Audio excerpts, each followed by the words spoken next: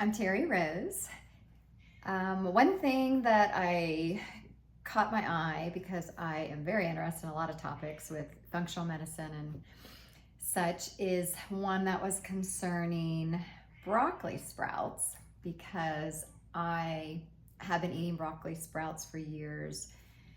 Way back when they talked about sulforaphane and how great it was for inflammation, because I was struggling with GI issues. So anything I could do to, calm down my system. And cruciferous vegetables, which are really great, sometimes they aren't easy to digest. But so if you can't digest them, or you have to cook them so much that you end up losing a lot of the benefits, seemed kind of like counterintuitive. So I thought, okay, well, let's do sprouts. They at least should have the same, positivity and would be easy to consume and digest. So the article that I just saw was concerning how broccoli sprouts are being studied.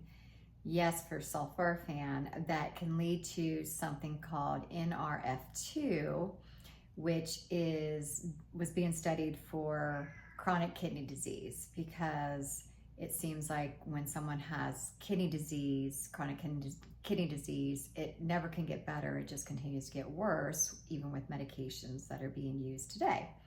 So this is just something that they're looking at because this NRF2 reduces oxidative stress, is an anti-inflammatory, reducing that inflammation too, and is showing some positive results in both animal and some human studies. So I think that's very fascinating. And of course, as soon as I saw it and then I started looking at it, I go down the rabbit hole of how many papers, can I look at? But it kind of just stuck out to me because of the broccoli sprouts. And then there was another study that talked about helping with cancer. And I have personal reasons, my mom is struggling with cancer. She has kidney cancer, but it's in her pancreas, which makes no sense whatsoever.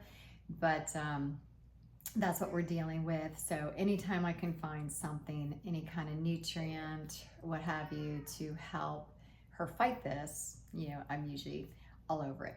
So very curious about it, curious about this additional information about broccoli sprouts and this whole NRF2 and what it can do and all of that.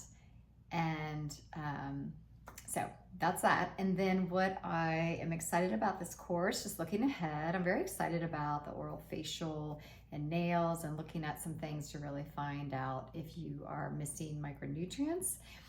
I think that's a really interesting one, along with supplementations and interactions with medications, especially protein pump inhibitors, which I feel like so many of people I know and clients that I've met are on those, and I'm always worried, obviously focusing on gut health, of reducing acid in your stomach, how many things are getting through, bad bugs, how's your gut health, so that's a whole nother, interest of mine.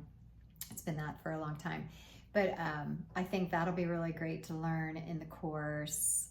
Supplements, what is the take? Because a lot of times always pushing food, not supplements, but sometimes supplements are needed. It's just really challenging, I think, to get everything we want to get out of our food.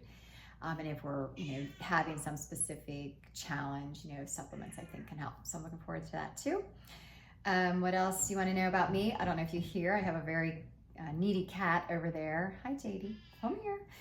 She's been crying the whole time.